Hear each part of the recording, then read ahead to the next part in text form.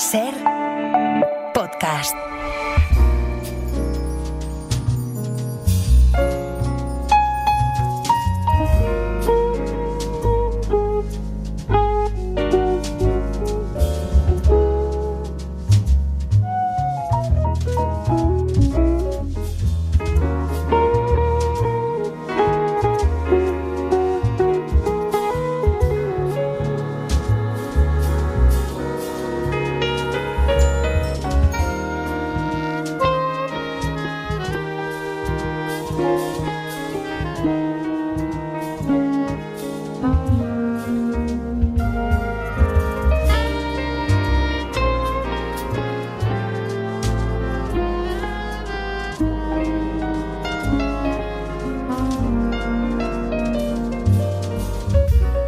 Desde Berlín nos atiende Marc Bassets, que es el corresponsal del País en Alemania. ¿Qué tal, Marc? ¿Cómo estás? Hola, Javier. ¿Qué tal? Buenos días. Guten Morgen. Tú tienes toda una teoría. Iba a decir, vamos a hablar de Rosalía, pero claro, no vamos a hablar de música en realidad. Tú tienes toda una teoría, y de hecho lo hemos estado comentando esta temporada, sobre cómo, por decirlo de alguna manera, uno de los grandes puntos de inflexión de Europa se está desplazando del oeste hacia el este. Lo vemos en geopolítica, lo vemos en conflictos, lo vemos en tendencias también, ¿no? Y tienes esta teoría de que el disco de Rosalía forma parte de todo esto. Sí, yo creo que sí. Es una teoría, lo digo de antemano. Pero lo vemos, a ver, geopolíticamente, lo dices, con la guerra de Rusia contra Ucrania, el centro de gravedad geopolítico se ha desplazado hacia el este.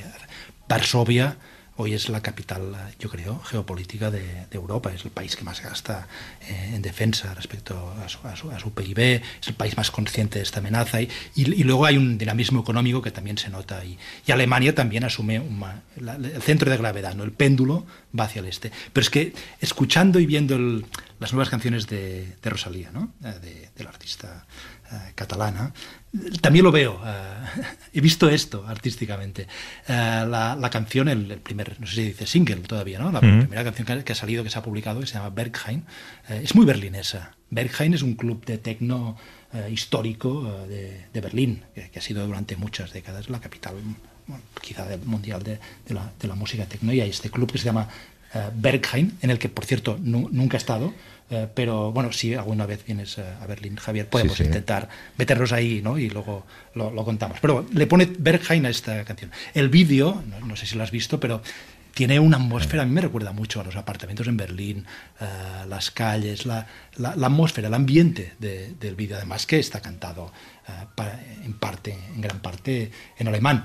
Aunque, y esto liga con lo que me preguntabas, el vídeo se ha rodado en Varsovia. Sí, es verdad. Prácticamente todo está rodado en Varsovia, pero es realmente esta atmósfera y este mundo centroeuropeo, Berlín, Varsovia, la Europa central, la Europa que estuvo al otro lado del muro. Y a mí me llama mucho la atención que, sin ser experto en música, me gusta mucho Rosalía, pero creo que los últimos discos o grabaciones las había hecho en América y música más latina, Miami como capital cultural y musical del mundo latinoamericano, ¿no? Y viene a Europa, vuelve a Europa, hace música más europea.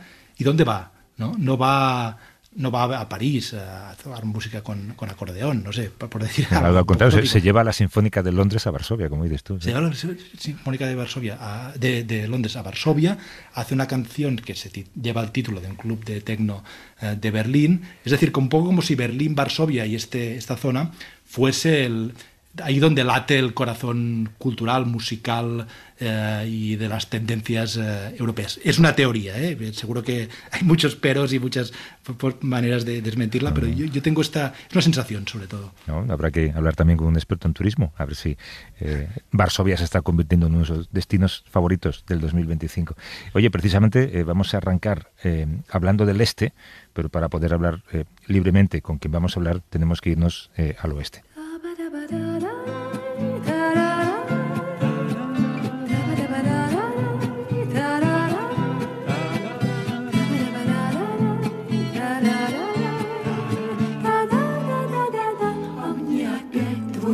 Чудится жизнь моя, боль моя.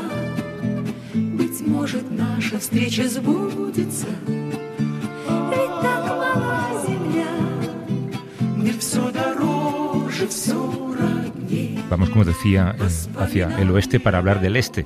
A veces se nos olvida en España que en algunos momentos contar la verdad no solamente era incómodo, sino imposible, porque quien hablara corría el riesgo de morir por querer mostrar que el relato oficial no era la realidad. Hoy en día, en otros lugares del mundo, esto sigue siendo así. Mirar y contar la realidad no solamente supone dolor, también significa correr el riesgo de perder a tus seres queridos, tu día a día, o tener que huir de tu país por señalar que la realidad no es como los gobiernos o la gente en el poder quiere vender como es. En este momento, Marc, en Rusia es uno de esos lugares donde informar es muy complicado y mucho menos si pretendes hacerlo desde dentro. Y esto es lo que le sucedió a la persona con la que vamos a hablar. Sí, Javier, he estado leyendo los informes más recientes de Reporteros Sin Fronteras sobre Rusia y creo que vale la pena citar directamente a un par de ideas y de frases para hacerse una idea de lo que ocurre. Dice el informe, y cito: desde la invasión a gran escala de Ucrania en febrero del 2022, la práctica totalidad de los medios de comunicación independientes han sido prohibidos, bloqueados o declarados agentes extranjeros u organizaciones indeseables. Todos los demás están sometidos a censura militar. Y añade el informe: ningún periodista, incluso en el exilio, está a salvo de un procedimiento judicial potencialmente grave fundado en leyes represivas. Y acaba denunciando, y sigo citando, también pueden ser incorporados a la lista de organizaciones indeseables. Estos nuevos peligros, surgidos desde el comienzo de la guerra en Ucrania, han hecho que numerosos periodistas independientes opten por el exilio. Esto es lo que dice y denuncia Reporteros Sin Fronteras. Creo que la cita es un poco largo, pero creo que valía la pena decirla, porque ahora, en unos instantes, hablaremos con una persona, precisamente con una de estas periodistas que se ha visto forzada al exilio, que se ha visto amenazada y que conoce muy bien el riesgo al que se expone una periodista libre en su país, en Rusia. Ella trabajaba en Novaya Gazeta, el diario independiente que fue clausurado, y en el que había trabajado años antes Ana Politkovskaya, que fue asesinada en el 2006. ¿Puede la palabra detener una tiranía armada? Se pregunta esta periodista en su libro. No, responde. ¿Puede la palabra detener la guerra? No. ¿Puede la palabra salvar un país? No. ¿Puede la palabra salvar a la persona que la dice? Y escribe: a mí me salvó. En un segundo hablaremos con la persona que escribe esto. Ella sabe lo que es jugarse la vida por informar, sabe de primera mano que en su país puedes morir por esto. Desde el exilio nos atiende la periodista Elena Kostyuchenko, que acaba de publicar Amo a Rusia, crónicas desde un país perdido, publicado por Capitán Swing en España. ¿Qué tal, Elena? Buenos días. Buenos días y gracias por esta presentación tan magnífica. Solo quiero precisar que el exilio no fue mi elección. Envidio mucho a las personas que eligieron salir de Rusia y a quienes eligieron quedarse en Rusia. En cuanto a mí, el primer día de la guerra, me fui a cubrirla como reportera porque en ese momento yo era la corresponsal de guerra más experimentada de Novaya Gazeta y mientras estaba allí cambió la legislación y mi trabajo se convirtió en un delito. Desde Ucrania ya no pude regresar a Rusia. Salí de mi país con una bolsa muy pequeña y convencida de que volvería en 2 semanas, pero hasta ahora no ha ocurrido. Ya es el 4º año que vivo en el exilio. Y aún así llama la atención el título de tu libro. ¿Cómo se puede amar a un país del que te has visto forzada a salir para poder mantenerte con vida?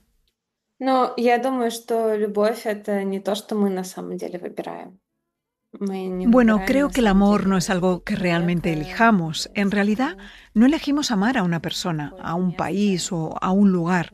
Simplemente amamos. Creo que el amor es, perdonen la solemnidad, un don de los cielos. Y por supuesto, podemos rechazar ese amor y vivir sin él. Pero el amor es la fuerza más poderosa de la tierra. A veces incluso vence a la muerte. Lo he visto un par de veces en mi vida. Por eso no quiero renunciar al amor por mi país. No obstante, mi percepción del amor difiere muchísimo de la percepción del amor por su país que tiene, por ejemplo, Vladimir Putin. Putin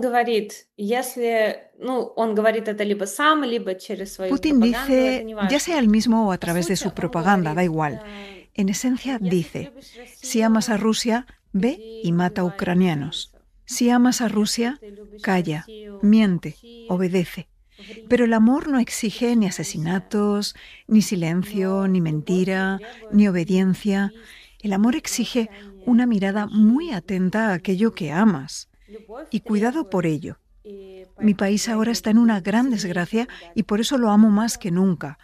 Pero por supuesto, ese amor trae mucho dolor. A veces es el precio del amor. Nos duele. Hola, buenos días, Elena, desde Berlín, ciudad en la que, por cierto, viviste durante una temporada, pero ya volveremos a esta cuestión. Mi pregunta era, ¿en qué momento te diste cuenta, y cito tus palabras, que Rusia se deslizaba hacia el fascismo? Спасибо за этот вопрос. Я не очень умный человек, поэтому я стала Gracias репортером. por esta pregunta. Ам, No soy una persona muy lista, por eso me Мне hice reportera. Me llevó varios años entender que en mi país hay fascismo. La primera vez que pensé que teníamos fascismo fue en 2013, cuando nuestro Parlamento aprobó la primera ley contra las personas LGBT, la ley sobre la llamada propaganda de la homosexualidad. Y allí se decía que nosotros, que las personas LGBT, somos socialmente no equivalentes a vosotros, al resto de la gente. La propia expresión no equivalente socialmente, cuando clasificas a la gente por categorías y afirmas que esas personas son socialmente no equivalentes a las demás, esa es, en esencia, la naturaleza del fascismo. Entonces me afectó muchísimo. Sufrí mucho, pero conseguí convencerme de que todo estaba en orden, porque al fin y al cabo se trataba de nuestro Parlamento y en nuestro país hacía mucho que no había elecciones libres. Solo eran personas que obedecían a la administración del presidente y pensé que todo eran decisiones burocráticas, que el fascismo de verdad es cuando están enfermos todos, no solo los funcionarios. Pero 9 meses antes del inicio de la guerra a gran escala, cambié de opinión. За 9 месяцев до войны мне и моему фотографу Юрию Козыреву повезло. 9 meses antes de la guerra, mi fotógrafo Yuri Kozyrev y yo tuvimos la suerte de pasar 2 semanas dentro de una institución, lo llamamos internado psiconeurológico. Son campos de concentración financiados por el Estado y administrados por el Estado. En el territorio de Rusia hay más de 600, donde viven 177.000 personas, incluidos 21.000 niños. Y las personas que viven en esos lugares no pueden salir de ahí hasta que mueran. No tienen ningún derecho humano, no pueden decidir nada sobre su vida, ni la longitud de su cabello, ni qué quieren comer, ni a qué hora quieren acostarse. No pueden disponer ni de sus propiedades ni de su dinero. Si manifiestan no ya resistencia, sino simple descontento, pueden inmovilizarlos con inyecciones y nunca sabrán qué sustancias se usaron contra ellos. Muchas personas allí sufren violencia y violaciones, y las mujeres que quedan embarazadas en esos lugares, a sus hijos se les... En fin, si una mujer queda embarazada en ese lugar, se le practica el aborto forzosamente y ella misma pueden esterilizarla por la fuerza. Hablé con algunas mujeres que fueron esterilizadas dentro de estas instituciones y, tras hacer un reportaje desde dentro de un campo de concentración, ya no pude seguir negando que allí teníamos fascismo. Pero no di el siguiente paso necesario. No entendí ni advertí a mis lectores de que el fascismo siempre termina en guerra. El fascismo es una ideología expansiva. Nunca va de construyamos un pequeño y bonito fascismo dentro de nuestro país y seamos felices siendo fascistas. Siempre va de conquistar nuevos territorios, nuevos pueblos, nuevas culturas. Y la sociedad dentro de un Estado fascista siempre está movilizada. O bien participa en una guerra, o bien se prepara para la siguiente guerra. Y yo, a pesar de que todo lo que les digo ahora lo sabía desde la escuela, por lo visto me daba demasiado miedo suponer que se avecinaba una gran guerra. Por eso la invasión a gran escala de Rusia en Ucrania fue un shock para mí, como para la inmensa mayoría de rusos. Y cuando salí del frente comprendí que debía intentar escribir un libro sobre el camino de mi país hacia el fascismo. Cómo prendió exactamente esa semilla, en qué suelo, cómo creció y cómo floreció en esta guerra. Y confío mucho en haberlo logrado. Elena, tú eres joven y cuentas en tu libro que para ti Ucrania siempre fue un país distinto a Rusia, pero para tu madre, que vivió en la antigua Unión Soviética, siempre fue un territorio ruso. Más allá del imperialismo y de esta opción del fascismo de la que hablas, de invadir territorios, ¿tú crees que hay una brecha generacional que marca cómo los rusos de diferentes edades entienden lo que es Rusia? Да, конечно, конечно.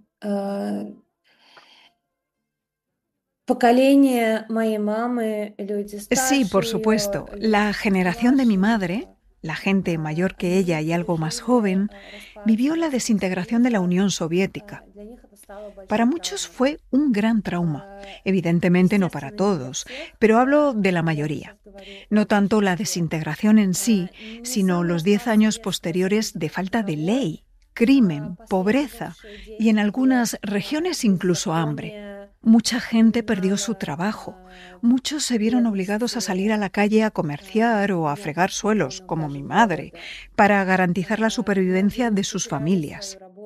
Fue una gran humillación para mi pueblo, y Putin y su propaganda explotan activamente ese trauma para agudizar al máximo ese sentimiento de humillación. En realidad, nuestro fascismo no tiene nada de único. Si miramos, por ejemplo, la historia de Alemania, sabemos que el fascismo surgió allí tras la derrota en la Primera Guerra Mundial y una situación económica difícil. Y ese sentimiento de agravio que los investigadores suelen designar con una palabra francesa que suena como ressentiment, resentimiento, es uno de los componentes necesarios del fascismo. Pero también hay otros.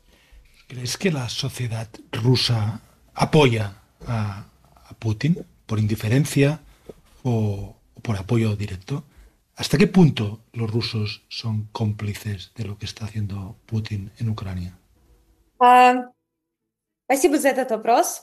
Правда, спасибо большое, потому что, Gracias por esta pregunta, de verdad. к сожалению, Muchas многие gracias porque, por западные desgracia, СМИ muchos допускают medios собирать occidentales данные из prefieren tomar российских datos de fuentes источников propagandísticas и rusas выдавать как y за presentarlos como la única información sobre Rusia. Ам, Lamentablemente, к hoy en Rusia hay сожалению, muchas leyes в России, represivas que сейчас asustan a la очень gente много lo запрещенных suficiente законов, como para que no exprese abiertamente lo que piensa y siente sobre lo que ocurre en su país. пугают людей Pero, в por достаточной suerte, степени, la ciencia чтобы они contemporánea не выражали tiene muchas свои herramientas чувства para по poder поводу establecer этого diálogo con исследования. esas personas y Но, averiguar к qué счастью, piensan современная наука realmente. имеет много Tengo en mis инструментов manos для datos того, recientes que me pasaron mis чтобы colegas de Novaya все же Gazeta суметь en Moscú построить y диалог sociólogos с del этими Centro людьми и Levada, узнать, que что они на самом diría деле. es ahora el principal instituto А, independiente de У меня sociología в руках dentro de Rusia. сейчас свежие Y данные, dicen que el которые мне 85% передали de los мои rusos коллеги из Новой ahora газеты в mismo Москве quiere и detener esta guerra, que es el centro de la política de Putin, lo principal que Putin ofrece hoy a nuestro pueblo.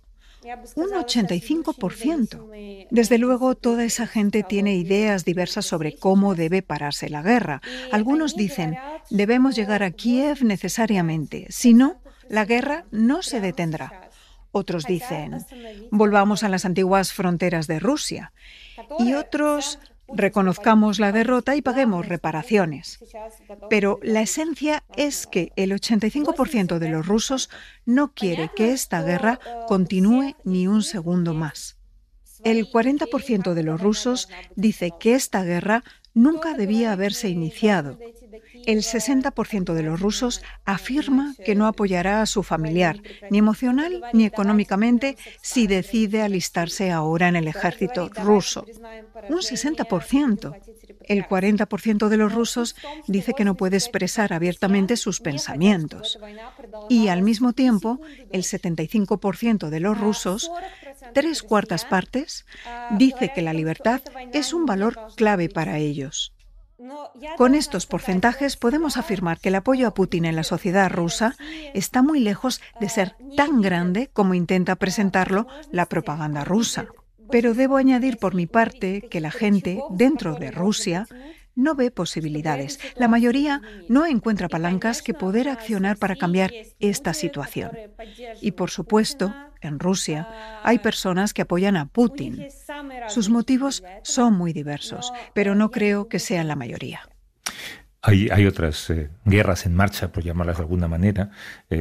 Por ejemplo, tú dices en tu libro que los activistas LGBT en tu país al principio te decepcionaban, decías que sentías que no hacían lo suficiente, pero que una vez que tú comenzaste a ser defensora de esos derechos LGBT, entendiste que lo que había no era una desmovilización, una desmotivación, había un agotamiento por esta lucha.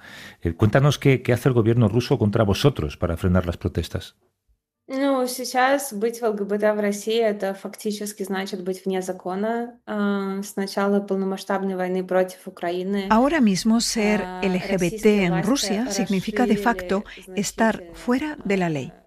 Desde el inicio de la guerra a gran escala contra Ucrania, las autoridades rusas ampliaron de forma notable las leyes represivas contra las personas LGBT. Ahora son 3. La primera, que ya mencioné, es la ley contra la propaganda LGBT, hoy ampliada hasta tal punto que, en esencia, cualquier manifestación positiva o neutral sobre las personas LGBT se considera propaganda y debe ser castigada. Además, hay una decisión del Tribunal Supremo que dice... Me resulta extraño explicar esta lógica esquizofrénica a la gente de este lado, pero es de hecho esquizofrénica. En resumen, nuestro Supremo decidió que el movimiento internacional LGBT es extremista y, en esencia, cualquier persona que pertenezca al colectivo o que simplemente considere que las personas LGBT son personas, puede ser reconocida como extremista. Ese estatus en Rusia es muy peligroso. Supone años de cárcel. Esas personas están prácticamente equiparadas a los terroristas. También está prohibida, naturalmente, toda la simbología LGBT. Y tenemos casos en que, por ejemplo, detuvieron a una chica joven, una adolescente, porque llevaba pendientes con el arco iris. La situación más grave es la del colectivo trans, porque aunque las personas trans recibían ayuda incluso en la época soviética, hoy en Rusia la transición de género está totalmente prohibida. Es decir, la gente no recibe ni ayuda médica ni jurídica. Si una persona trans está casada, ese matrimonio se declara nulo. Si una persona trans adoptó o acogió a niños, esos niños vuelven al orfanato. Eso es muy, muy aterrador. Según estudios sociológicos, el 80% de las personas trans rusas contempla ahora el suicidio como la mejor salida a la situación.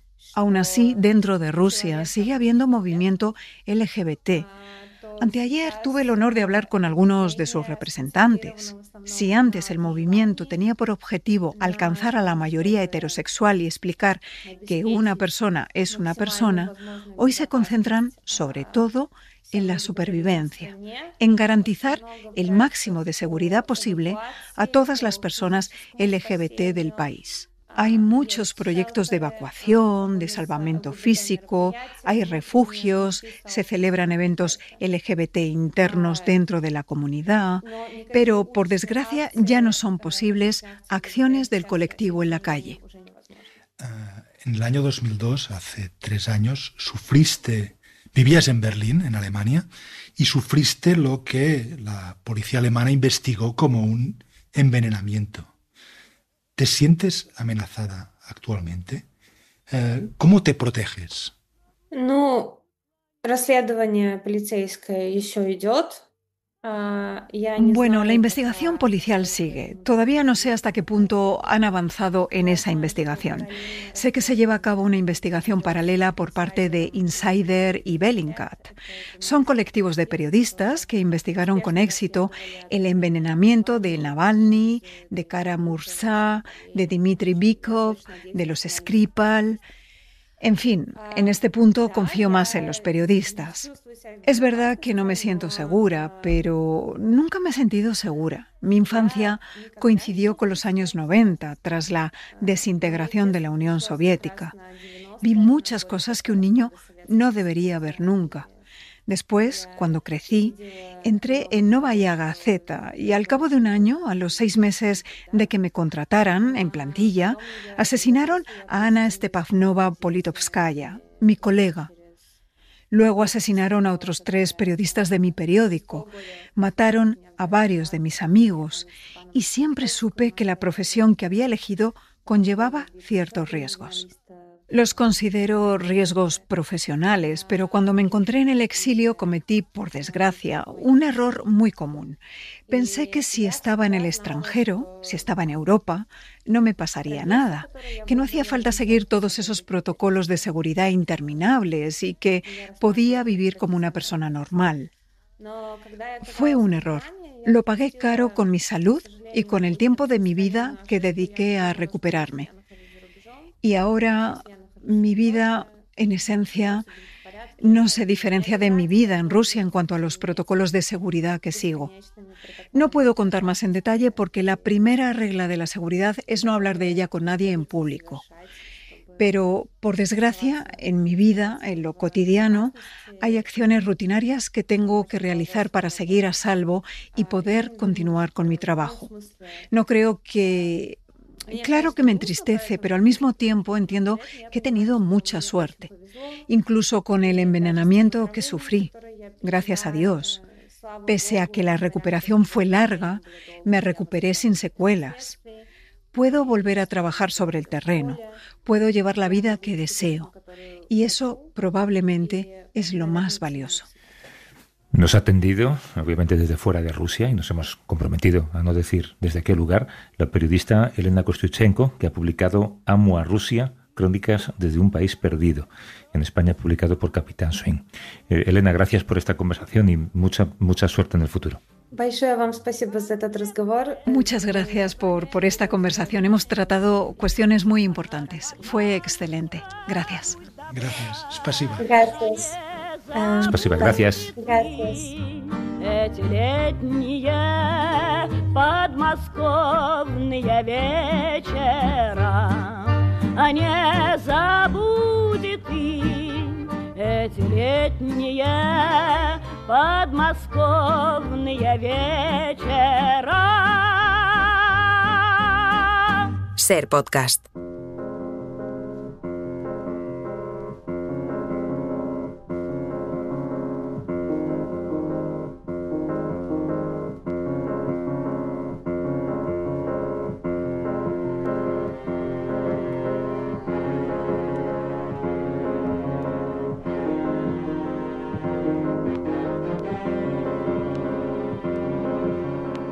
La FIFA ha anunciado que va a organizar su primer Premio de la Paz. Bajo el lema de que el fútbol une al mundo, el presidente de la FIFA, que es Gianni Infantino, entregará el 5 de diciembre el galardón en Washington, donde también se va a hacer el sorteo para conocer los equipos que van a jugar en el Mundial de 2026. Es un acto al que, por cierto, ya ha dicho que asistirá Donald Trump. La idea del premio es reconocer a personas que hayan realizado acciones excepcionales y extraordinarias en favor de la paz y que al hacerlo hayan unido a personas de todo el mundo, según dice la FIFA. Pero claro, da la casualidad de que Gianni Infantino es muy amigo de Donald Trump y no ha ganado el Nobel de la Paz. Quizá haya quienes sientan que este premio de la paz de la FIFA es un invento nuevo para consolar al presidente de Estados Unidos y que le den al menos algún premio de la paz. Aunque también en caso de ganarlo, Marc, puede leerse como algo más que un acto entre dos buenos amigos. Sí, Javier, aquí hay dos factores que a mí me parecen muy significativos. El primer factor es, como decías, Donald Trump está muy decepcionado por no haber ganado el premio Nobel de la Paz. Y el segundo factor es que hay muchos líderes internacionales que han llegado a la conclusión de que la mejor manera de manejar a Trump es adulándolo, hacerle la pelota al máximo, para decirlo claramente. Han llegado a la conclusión de que hay que hacerlo así con Trump, para obtener cosas a cambio, para evitar que se te ponga en contra Trump, para evitar que te haga daño, y qué mejor manera de ser su amigo que darle un premio. Gianni Infantino es un personaje particular, es un auténtico líder global, se puede decir, y digo líder global porque la FIFA, con todo el dinero que mueve, y no solo el dinero, también las pasiones. Infantino dice que la FIFA es un proveedor de felicidad a la humanidad. Pues la FIFA es un actor político, geopolítico, geoeconómico, no solo deportivo. un actor global de primer orden. Y el suizo Infantino, que está en el cargo desde el 2016, es mucho más que un burócrata del deporte, es mucho más que un gran administrador del deporte mundial. Le llaman el Rey Sol, como a Luis XIV, le llaman el Rey del Mundo. Solo había que verlo hace unas semanas en los actos en los que se anunció con toda la pompa el alto el fuego en Gaza, junto a Trump y otros líderes internacionales. Infantino era el único de ellos que no era político, no estrictamente político. Fue una imagen que desentonaba, porque te decías, bueno, este hombre, ¿qué hace aquí? Pero una imagen que a la vez creo que contaba muchas cosas sobre el mundo tal como es hoy, el deporte, la política, Trump y sus amigos. Para Infantino, el hijo de inmigrantes italianos en Suiza, quizá fue el momento culminante de su carrera. Si ahora le diese a Trump este premio de la paz de la FIFA, este premio Nobel de la paz paralelo, sería, pienso, la coronación definitiva de esta alianza, de esta amistad entre Trump y Infantino. Para hablar de cómo están unidos política y fútbol, nos atiende desde Barcelona Toni Padilla, que es historiador y periodista del diario Ara. ¿Qué tal, Toni? ¿Cómo estás? Hola, ¿qué tal? ¿Cómo estáis? Háblanos de este Infantino, para quienes no sepan qué pie calza, digamos. Bueno, creo que lo estabais definiendo muy bien.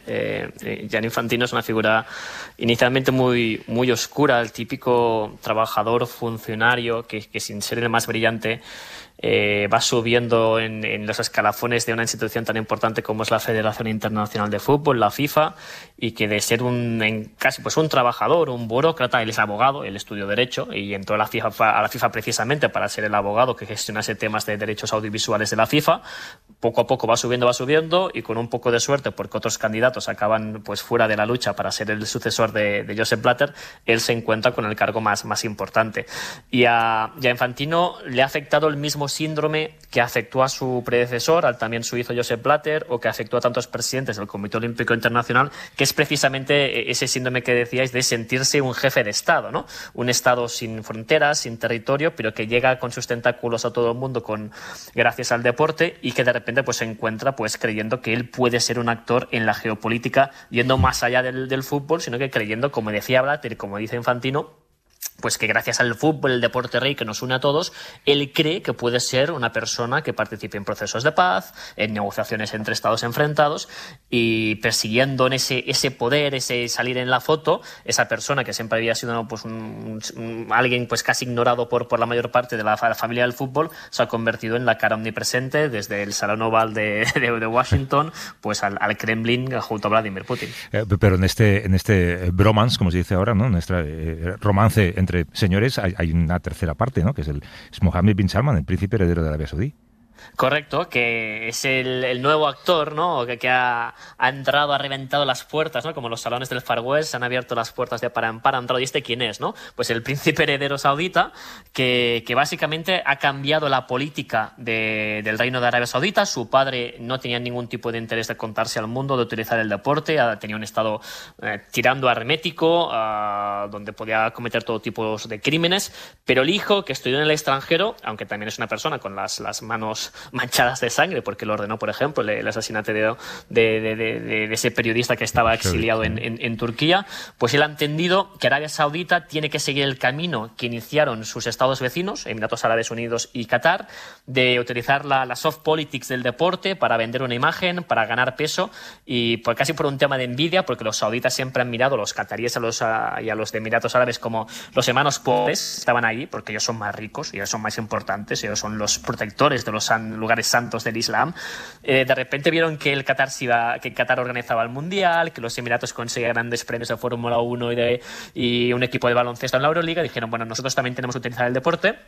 Y han entrado por todas, copiando la táctica de sus vecinos pequeños, pero como ellos tienen más capacidad económica, más músculo económico y más poder y más habitantes, pues han decidido que el deporte, no solo el fútbol, será suyo. Y por eso quieren organizar un mundial de fútbol. Lo harán después de una jugada maestra en que han conseguido sacarse del medio a todos sus rivales para ir lo más rápido posible, que es ese mundial donde está España. Al final hay una rotación de continentes, recordemos, debería haber una rotación de continentes. ¿Qué hicieron? Pues que en el mundial que se va a organizar en teoría en España se sacan de encima a 3 áreas continentales, porque se va a jugar en Europa, España-Portugal, en África, Marruecos, y van a hacer unos partidos inaugurales para conmemorar el centenario del primer Mundial en Uruguay en Sudamérica. Entonces, si el próximo Mundial ya es en la Confederación Norteamericana CONCACAF, así ya le permite cerrar el círculo y volver muy rápido a Arabia Saudita, que también quiere postularse como sede de Juegos Olímpicos de verano y de invierno, con instalaciones de nieve artificial. Van a por todas y tienen dinero y tienen poder. Por tanto, eso es música que suena muy bien a las orejas del bueno de Joan Infantino. Sí. Buen día, Toni. Aquí Marc, desde Berlín. Realmente Infantino es amigo de todo el mundo, parece, en un momento en el que el mundo está muy turbulento y dividido, pero es especialmente amigo de Donald Trump. Y yo quería saber, ¿tú crees que le va a dar este premio? ¿Y cómo se explica esta amistad y esta relación tan cercana entre ambos? Donald Trump, no sé si es aficionado al soccer, ¿no? Ya lo dudo. Al fútbol, pero bueno, al parecer todos son parabienes para Infantino. Sí, es una muy buena pregunta, Marc. Yo creo que sí que se lo va a dar. Creo que está diseñado como tal. Creo que demuestra que Infantino maneja muy bien este tipo de artes, estas negociaciones, y sobre todo demuestra que es un tipo que sabía que se tenía que acercar a una serie de personajes y saber tratarlos. Infantino es eso, es un abogado que parecía primero que estaba en segunda fila, pero que ha demostrado mucha inteligencia para saber decir a un príncipe saudita, a un emir de Qatar, a Vladimir Putin o a Donald Trump lo que quieren escuchar, porque necesita llevarse bien con todos, ¿no? En eso yo creo que es el gran heredero del primer dirigente mundial que creo que supo utilizar el deporte de esta forma, que no es otro que nuestro Juan Antonio Samaranch, que era esa persona que de repente podía ser recibida con los mismos honores en la China maoísta, en Corea del Norte, en Corea del Sur, en la Casa Blanca, en el Kremlin, en todos sitios, ¿no? Alguien que supo entender la fuerza del deporte. Y esto pues ha creado escuela, pues detrás han venido personas, pues estaba Joao Belange y Josep Blatter, y ahora un Infantino que yo creo que sí que es cierto que le va a dar el premio. A mí me encaja porque necesita que esté contento Donald Trump, porque Donald Trump ya ha lanzado algunas amenazas de utilizar pues sus luchas políticas en el Mundial de Fútbol, en tema de visados a jugadores, en tema de visados a periodistas, en tema de visados a aficionados, en quitar a ciudades que están votando a alcaldes o están como Nueva York, quitarles ser sede del Mundial, o ciudades donde se están los alcaldes como en Chicago se están oponiendo a las redadas contra inmigrantes. Ha llegado a decir, os voy a quitar el hecho de ser sede del Mundial cuando falta un año, está jugando con ello. Por tanto, hay que tener contenta a esta bestia, que es Donald Trump, que es cierto que sí que mostró siempre un interés por los deportes. Él quiso comprar equipos por ejemplo, de fútbol americano, y sí que tiene cierto interés por el soccer, porque de forma bastante desconocida, él jugó a soccer cuando estaba en una academia militar. Hay un almanaque de esos que parece sacado de una película de Hollywood de los años 60, en que aparece la fotografía de un equipo de estudiantes, y Donald Trump jugó a soccer, fue delantero, y ha tenido una mínima sensibilidad por este deporte, lo ha ido siguiendo porque ha visto que es poder, y por eso ha mostrado cierto interés. Hubo el rumor de que quiso invertir en algún equipo escocés donde tiene sus raíces familiares, pero bueno, sí que más o menos ha estado por ahí. No es una persona ignorante, domina lo que es el fútbol, y sobre todo entendió que es una gran herramienta para llegar a todos sitios, y por eso la alianza con Gianni Infantino pues fue de lo más natural, y creo que Infantino está en el top 3 de personas que ha sido más veces recibida en el Salón Oval por Donald Trump. Se lo conoce más que el salón de su casa en Suiza. No sabía que Trump había ido a una academia militar, sabía que se había librado de ir a Vietnam porque compró a un médico, dicen las malas lenguas, pero seguramente también compró la academia militar después, que ya cuando se hizo rico, ¿no? Oye, y en el Mundial que se celebra conjuntamente entre México, Estados Unidos y Canadá, ¿qué puede pasar con estas amenazas de Trump de retirar visados a equipos según el país del que procedan, a periodistas según el país del que procedan? Es una pregunta muy, muy interesante, porque hay ahora mismo dos focos de atención, que son obviamente el Mundial del próximo verano, que la parte central de la competición es en Estados Unidos, pero como bien decís, también hay partidos en Canadá y en México en un momento en que las relaciones con los dos vecinos son malas, y luego ya ampliando la mirada a los Juegos Olímpicos de Los Ángeles, también en una zona donde Donald Trump no saca buenos resultados, y también ha amenazado con castigar a la ciudad de California si no lo cuidan.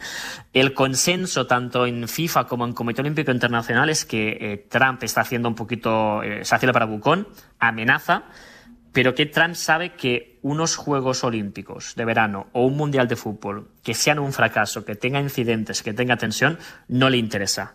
Él sabe que del poder de organizar bien un gran acto deportivo, sabe que le interesa a Trump una demostración de poder, salir en la foto, estar ahí, y lo que se cree es que ahora está poniendo presión, amenazando, un poquito haciendo eso, bueno, de bullying de escuela que le va tan bien, para ver si amedrenta a sus opositores, pero que cuando llegue la hora de la verdad va a intentar ofrecer una imagen de país que funciona, de país simpático, nacionalismo exacerbado, él en el centro de la foto, como hizo en el Mundial de Clubes, esa imagen que todos recordáis, ¿no? Que bajó a entregar el trofeo a los jugadores del Chelsea y no se bajó del escenario porque quería salir en la foto. Sí. Teníamos ahí a nuestro Marco Cucurella que decía, ¿pero qué hace este tipo a mi lado? ¿No? Baje usted del escenario, por favor.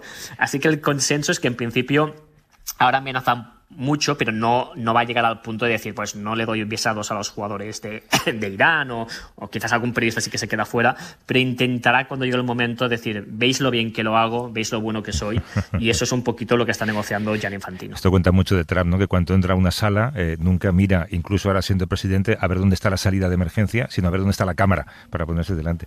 Bueno, pues el 5 de diciembre, si le dan ese premio de la paz de la FIFA, nos acordaremos de ti, Toni. Toni Padilla, desde Barcelona, historiador y periodista del diario Ara. Mil gracias, como siempre, Toni, un abrazo. Gracias a vosotros. Hasta luego. Gracias.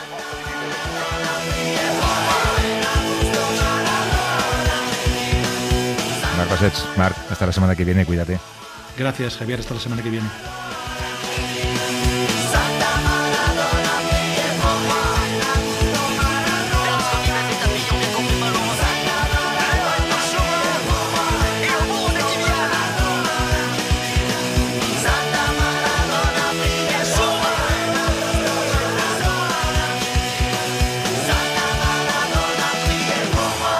Para no perderte ningún episodio, síguenos en la aplicación o la web de la SER, Podium Podcast o tu plataforma de audio favorita.